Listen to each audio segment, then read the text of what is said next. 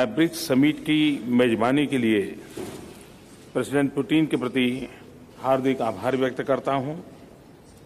मैं BRICS business council के साथ उनकी इस बैठक के लिए भी बहुत बहुत धन्यवाद देता हूं।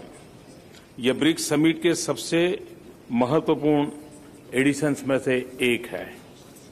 ब्रिक्स बिजनेस लीडर्स के एक स्थान पर मिलने से ब्रिक्स राष्ट्रों के बीच आर्थिक सहयोग और अधिक बढ़ेगा।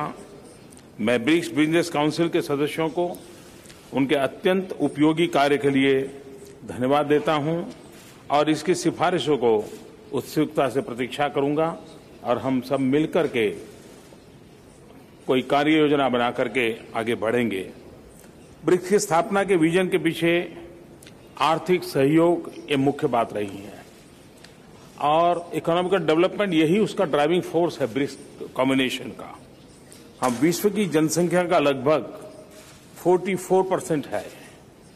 परचेजिंग पावर पैरिटी के हिसाब से ग्लोबल जीडीपी में हमारा हिस्सा लगभग 40% है तथा वर्ल्ड ट्रेड में हमारा हिस्सा लगभग 18% है। हमें बहुत सी समानता है, साथ ही हमारे पास ढेर सारे एक दूसरे के पूरक संसाधन भी हैं।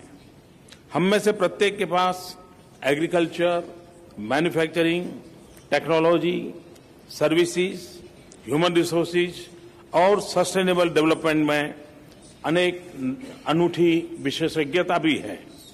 वैश्विक अर्थव्यवस्था अभी मजबूत नहीं है।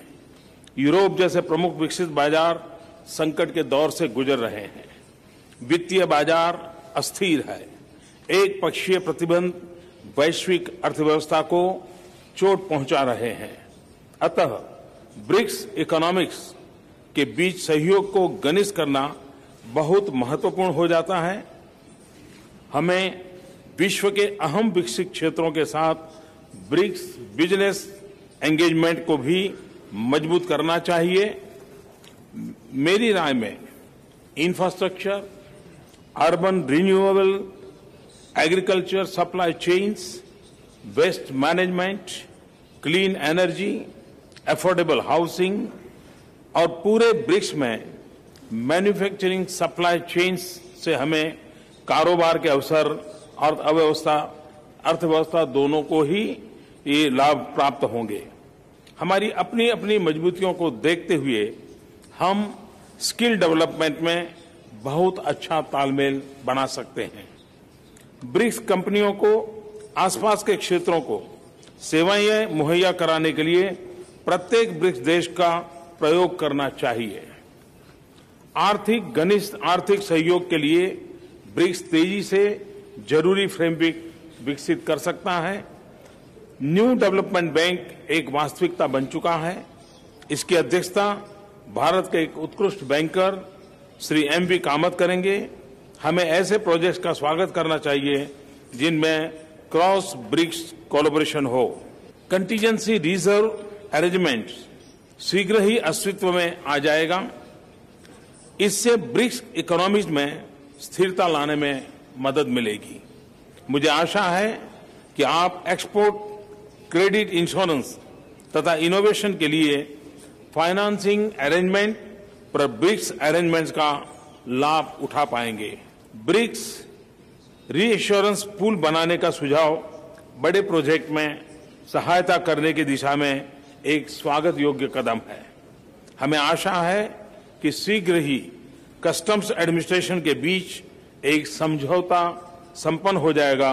यह एक महत्वपूर्ण ट्रेड फैसिलिटेशन कदम होगा। आज अपनाई जाने वाली BRICS economic cooperation strategy BRICS के विकास में एक इम्पोर्टेंट माइलस्टोन बनेगा। मैं एक dedicated BRICS information sharing and exchanging platform की स्थापना का स्वागत करता हूं, जो हमारे देशों की बिजनेस कम्युनिटीज के लिए आवश्यक व्यवहारिक सूचना के भंडार का लाभकारी प्रयोजन पूरा करता है। मैं अब से कुछ ही देर में एक वार्षिक ब्रिक्स ट्रेड फेयर का प्रस्ताव करने जा रहा हूं, जिसकी मेजबानी ब्रिक्स की अध्यक्षता करने वाला राष्ट्र करेगा। भारत को प्रथम ट्रेड फेयर की मेजबानी करने पर अत्यंत प्रसन्नता होगी। मैं काउंसिल की रिपोर्ट की उत्सुकता से प्रतीक्षा करूंगा और मैं फिर एक बार आप सबका बहुत बहुत धन्यवाद करता हूं। Abdul Rahim Atkur, a poet of this region, he said, "Our tracks remain, our dreams remain, everything remains far away. Yet, even if the wind blows or the sand shifts, they will never be covered. Our tracks and the caravan will never stop along the way.